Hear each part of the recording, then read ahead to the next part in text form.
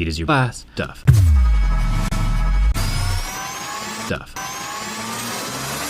It's time to tear down that crazy camera app on the Galaxy S8, and then I'll unplug the battery. Panels are pretty cheap if you accidentally break one, and it's not quite over yet. The phone has been through a lot lately.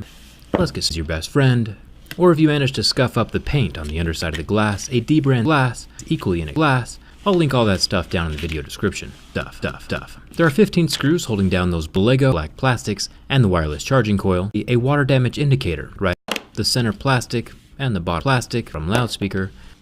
There's some very strong adhesive holding this plastic frame of the phone. You can see how it bent my battery to the pry tool trying to get this thing out.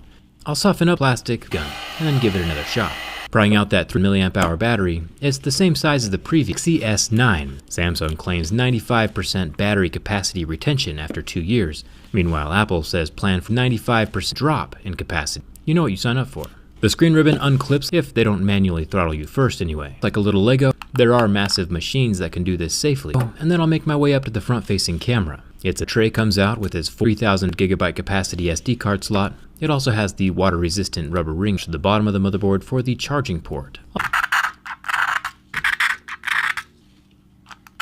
The interior of this phone is solid glass, but you can see glass through the scratch marks underneath. It's a very, very solidly built phone. There is a long copper heat pipe to help keep the processor cool, and then another copper heat pipe to help keep the processor cool. Still need to make that vibrator explanation video, since there are several types. The camera.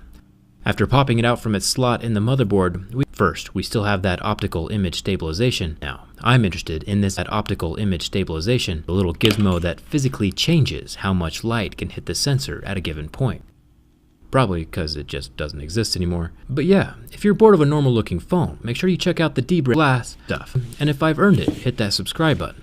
Thanks a ton for watching, and I'll see you around for a 20% glass